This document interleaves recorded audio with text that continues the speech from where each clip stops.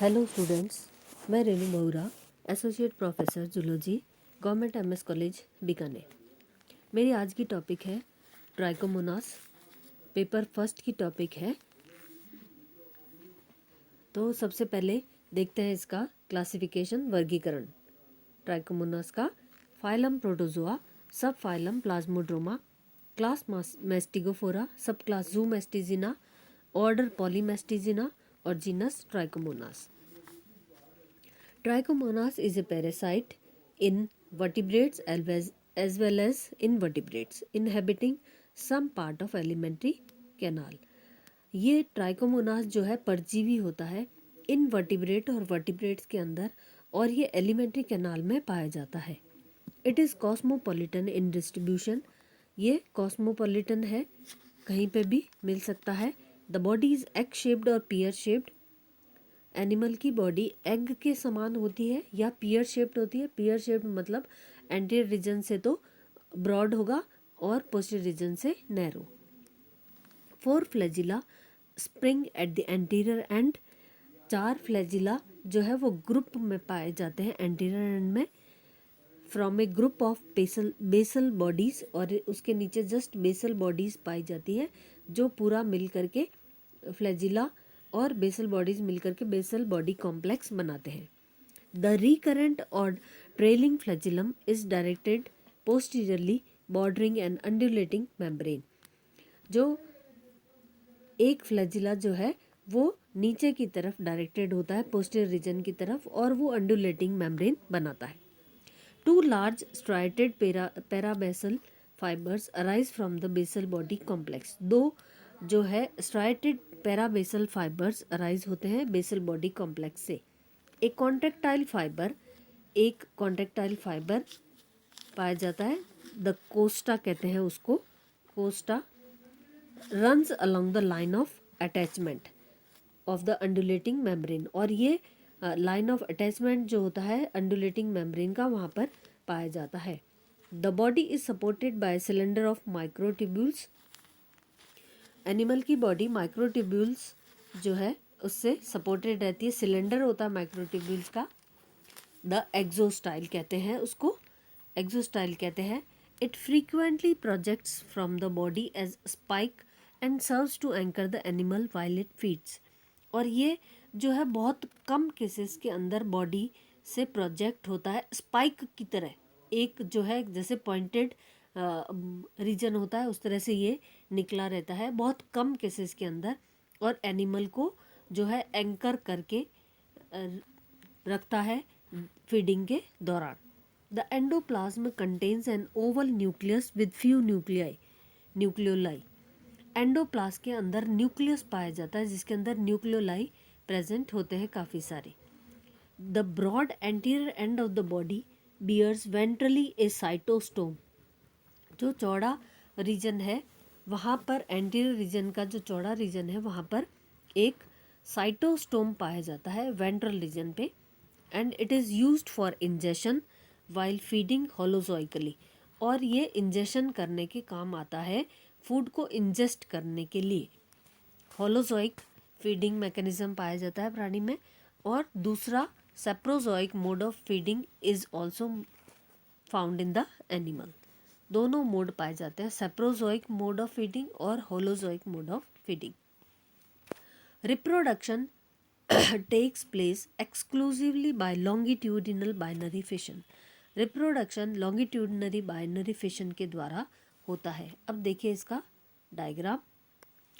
Anterior region broad region है, वहाँ पे इसके जो है 4 फ्लैजिला ग्रुप में पाए जाते हैं, उसके नीचे बेसल बॉडीज है और ये पूरा बेसल बॉडी कॉम्प्लेक्स बनाते हैं। अंडुलेटिंग मेम्ब्रेन है, न्यूक्लियस है बीच में, और उसके अंदर न्यूक्लियोलाई प्रेजेंट है। एंडोप्लाज्म के अंदर न्यूक्लियस पाया जाता है, और नीचे की तरफ स्पाइक के समान जो है एक्सोस्टाइल एक्सटेंड होता है। The human parasite of Trichomonas are. जो ह्यूमन पैरासाइट्स है जो ट्राइकोमोनास में जनरली, जो ट्राइकोमोनास ह्यूमंस के अंदर परजीवी के रूप में पाए जाते हैं वो जनरली 3-4 हैं। जैसे फॉर एग्जांपल है ट्राइकोमोनास टेनेक्स ये माउथ के अंदर पाया जाता है। ट्राइकोमोनास होमिनिस कॉलन के अंदर पाया जाता है। और ट्राइकोमोनास वेजाइनलिस वेजाइना में पाया जाता है। और कुछ अलग से स्पीशीज़ है जो ह्यूमन बींग्स में नहीं पाए जाते, जैसे ट्राइकोमोनास फीटस कैटल के अंदर मिलता है। ट्राइकोमोनास गैलिनी डव्स और पिजन्स के अंदर पाया जाता है। तो ये सारी स्पीशीज़ बहुत इंपॉर्टेंट है। जो ह्यूमन पैरासाइट्स होते हैं वो भी बहुत इंपॉर्टेंट है, और दूसरे एनिमल में जो पाए जाते हैं वो भी इम्पॉर्टेंट स्पीशीज़ है। The disease caused by the species of Trichomonas is called trichomoniasis। जो डिजीज़ ये एनिमल कॉज करता है उसको कहते हैं trichomoniasis. Nutrition is holozoic as well as saprozoic. दो प्रकार का न्यूट्रिशन इस प्राणी के अंदर पाया जाता है, होलोजोइक और सेप्रोजोइक दोनों प्रकार का। The parasite moves in a characteristic jerky manner, rotating on its longitudinal axis and following an erratic path by rippling of the undulating membrane and lashing of the anterior flagella।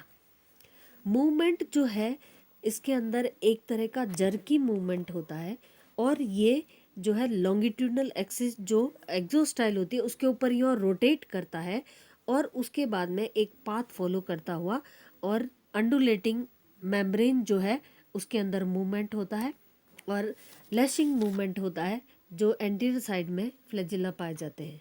तो इस प्रकार का movement इस प्राणी के अंदर पाया जाता है। Reproduction takes place by longitudinal binary fission. Reproduction हमेशा लॉन्गिट्यूडनल बाइनरी फिशन के द्वारा होता है। अब है लाइफ हिस्ट्री इस एनिमल की। Life history simple and involve a single host. Life history बहुत सिंपल है, और ये एक सिंगल होस्ट में ये पाया जाता है। कोई सिस्ट का फॉर्मेशन नहीं होता, no cyst are formed. Active trophozoites escape with the faeces and are transmitted by flies. Active जो ट्रोफोजोइट जो है, जो एक्चुअल में परजीवी होते हैं, वो वेस्ट प्रोडक्ट्स के साथ में जो है बाहर निकल जाते हैं, और ये फ्लाइज जैसे मक्खियाँ हैं उनके थ्रू ट्रांसमिट किया जाता है फूड आर्टिकल्स, और फूड आर्टिकल्स में ये पहुंच जाता है मक्खियों के द्वारा, और ह्यूमन बींग्स जो है जो इन्फेक्टेड फूड मटेरियल खाते हैं उनके अंदर ये उनकी बॉडी में पहुंच जाता है। अब है pathogenicity. Trichomonas vaginalis is found in the female genital tract and male urogenital tract। Trichomonas vaginalis जो है ये ह्यूमन पैरासाइट होता है, फीमेल्स के अंदर पाया जाता है और जेनाइटल ट्रैक्ट में पाया जाता है ह्यूमंस में, और मेल्स के अंदर ह्यूमन बींग जो मेल होते हैं उनके अंदर यूरोजेनाइटल ट्रैक्ट में पाया जाता है। Transmission is through sexual intercourse by males. Males के द्वारा जब सेक्सुअल इंटरकोर्स होता है तो ये ट्रांसमिट हो जाता है फीमेल्स के अंदर। The parasite secretes toxic substance and that injure the cells grown in the tissue culture.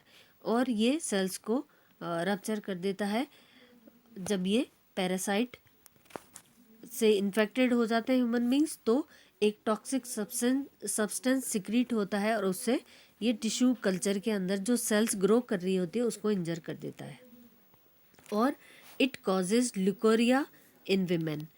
ल्यूकेरिया जो है वो विमेन के अंदर या फीमेल्स के अंदर ये डिजीज़ होती है, जिसके अंदर एक जो है बहुत ही स्टिकी सब्सटेंस सिक्रीट होता है। The disease is characterized by burning sensation, itching and frothy vaginal discharge।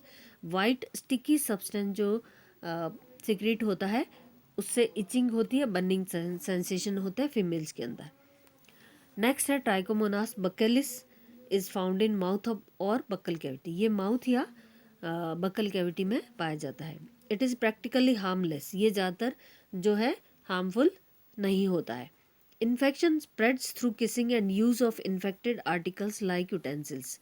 और ये इसका इन्फेक्शन जो है वो किसिंग के द्वारा या इन्फेक्टेड आर्टिकल्स यूज़ में लेने से, जैसे हैंकरचिफ है या कोई बर्तन है, उनको उनके अंदर इन्फेक्शन है और उनको यूज़ करते हैं तो उसके थ्रू इन्फेक्शन जो है ह्यूमंस के अंदर पहुंच जाता है। नेक्स्ट है Trichomonas hominis. It lives in the large intestine. It lives in the large intestine. It is pathogenic. ये पैथोजेनिक है, लार्ज इंटेस्टाइन में पाया जाता है। The only trouble it may cause is a mild diarrhoea. और ये इसका जब इन्फेक्शन होता है तो ह्यूमन बींग्स के अंदर जो है डायरिया कॉज करता है। अब है नेक्स्ट ट्रीटमेंट एंड प्रिवेंशन। इसका ट्रीटमेंट कैसे होता है और प्रिवेंशन कैसे होता है। For the disease caused by trichomonas vaginalis, the arsenic and iodine drugs and antibiotics like auramycin and tetramycin have proved to be helpful to control the infection। जो trichomonas vaginalis से disease जो ल्यूकेरिया cause होती है, उसके लिए जो drugs है वो है आर्सेनिक और आयोडीन ड्रग्स ली जाती है। एंटीबायोटिक्स भी ली जाती है, जैसे ओरामाइसिन है, टेट्रामाइसिन है, और इनसे जो है इन्फेक्शन को कंट्रोल किया जाता है। Infected articles like utensils, handkerchief should not be used. जितने भी इन्फेक्टेड आर्टिकल्स हैं, जैसे बर्तन जो काम में लेते हैं वो साफ़ सुथरे धुले हुए होने चाहिए। कपड़े, हैंकरचिफ जो यूज़ करते हैं ह्यूमन बींग्स, वो साफ़ धुले हुए होने चाहिए। इसके अलावा जो फूड मटेरियल जो है वो पूरी तरह कवर्ड रखना चाहिए, ताकि फ्लाइज या मक्खियाँ उसके ऊपर नहीं बैठे और इन्फेक्शन प्रोड्यूस नहीं करें। इसके साथ ही मेरी आज की टॉपिक समाप्त होती है। Thank you.